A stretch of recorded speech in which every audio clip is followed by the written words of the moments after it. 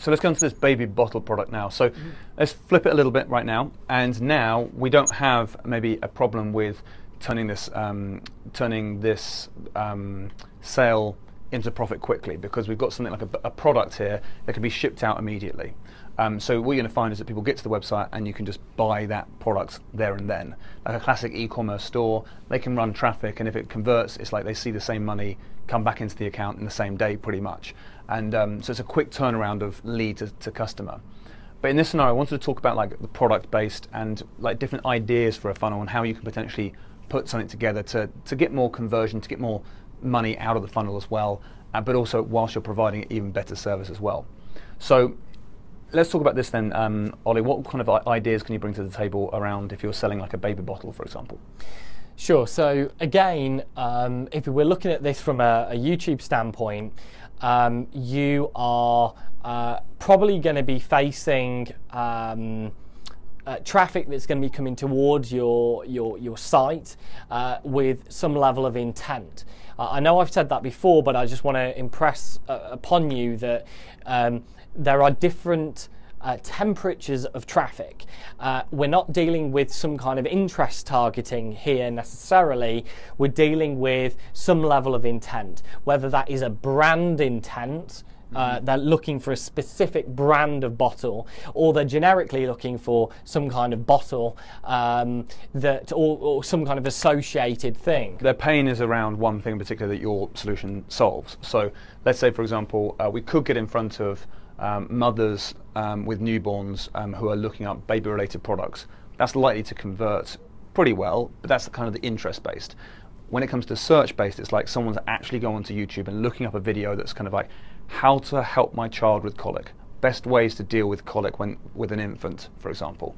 And if this baby bottle really helps with that, it's the perfect product for that new mum who's on YouTube in a desperate state because like their baby's just puking up acid all day long, and it's not a very good place to be, and I know that because I've been there.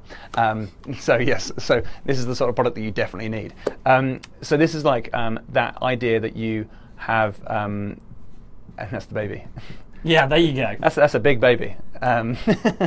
If that baby's still got colic, there's a problem.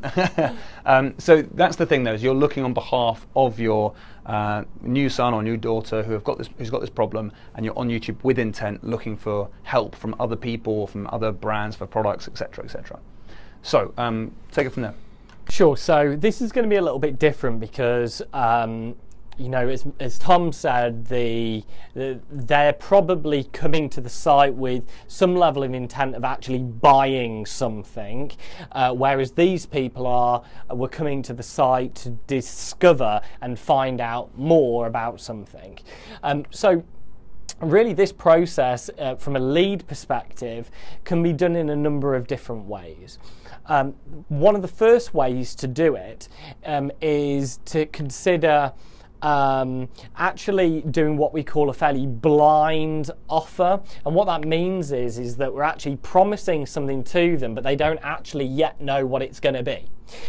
So what we're actually going to do is present a video to them that looks like a video that they want to play, but they can't actually play it unless they actually give us their information. But what we will refer to is the fact that they can discover how they can get a free, we talked about bottle teats, how they could get a free bottle teat by watching the video. And so there's some level of intrigue, enough information in order to do it, but it is a bit blind. So we'll ask them to opt in to give us that, to get access to the video. So it's like maybe discover the #1 secret to dealing with colic, maybe with your baby's colic or something like that.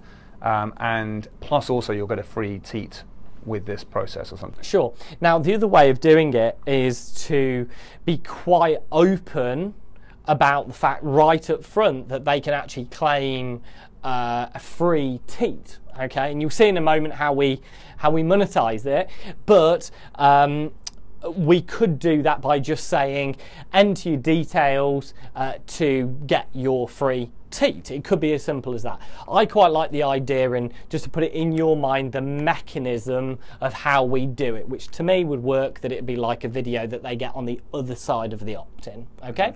Yep. Now, least we forget, which is where we should have started, which was what do we actually want to have happen? Okay, what do we want from this? What's the objective from this campaign? And the objective is that we're going to sell, they're going to be a buyer, but they're probably going to be a repeat buyer, okay? Because ideally, they're not just going to buy one teat. That's not going to be greatly profitable for us. They're going to want to buy multiple teats. So we're multiple bottles, maybe even other merchandise that you might have as well. Yeah, sure. So again, you know, they're probably, that's really what we want to do. We want to maximize the customer value by selling things times two. Double up. Double up. Right. So they come towards us from our ad, and the ad, what's great, I suppose, these days about especially YouTube, is the fact that maybe if they came to our site to watch that video and they bounced away, then the contingency plan, which you can also use the FSMC from an advertising standpoint, you've got a return path with remarketing to then directly say in your ad, on the remarketing ad, come back and discover how you can get a free teat. So even if it was a bit of blind copy at the front, then you can do that quite easily.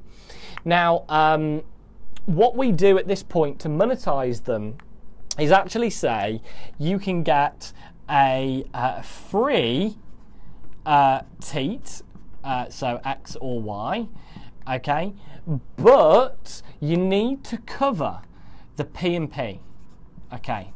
Now, what that means is we're not being shady. We're not being shady. We're not saying, you know, it's not like a bait and switch, okay? We're basically saying it's a free teat. You just got to cover the P&P, okay? You've got to enter your credit card information, and you need to pony up, you know, something like probably $4 or whatever it may be to do it, right? Pony up meaning pay.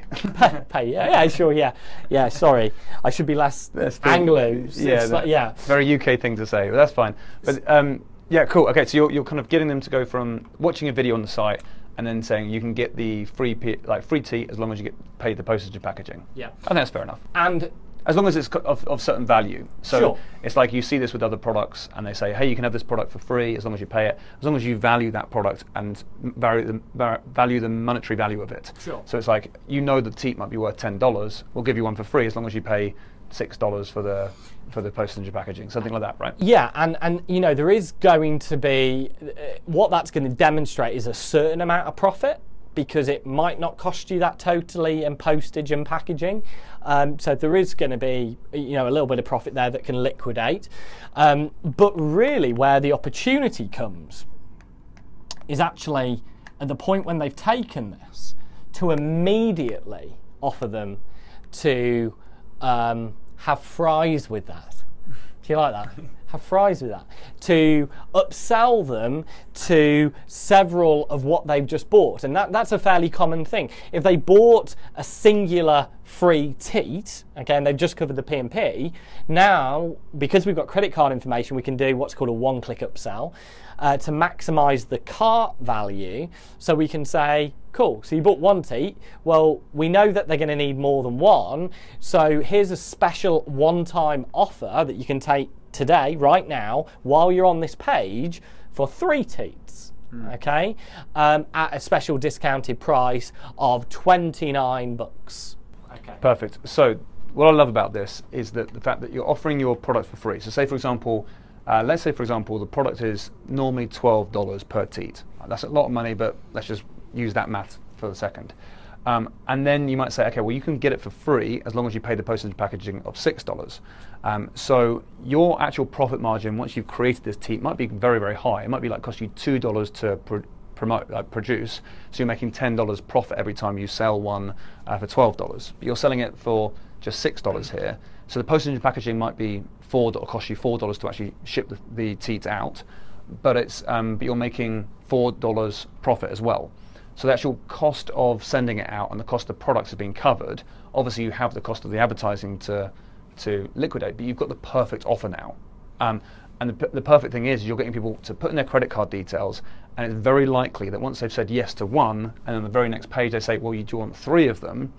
Then they're going to say, oh yeah, well, perfect, yeah, that's great. Just add on an extra $20 or something like that. And so you're jumping up to go to $20, and now all of a sudden your profit margins has increased. But the perfect thing is you're looking at this as a whole package to almost like liquidate the cost of advertising. Does that make sense? So you're kind of like, you're saying you're expecting to get some profit out of this because the offer's so good, you'd expect it, and it's only cost you $1 or $2 to actually make a sale here. But then the beauty of it is that, like, if you know that at this point backwards, say once they've chosen 3 teats, you've made like $7 each time, you're like, great.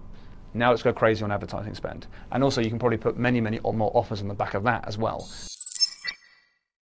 Okay, so if you enjoyed the video and you want to receive more videos just like this one, make sure you subscribe. You'll see the button on the video right now.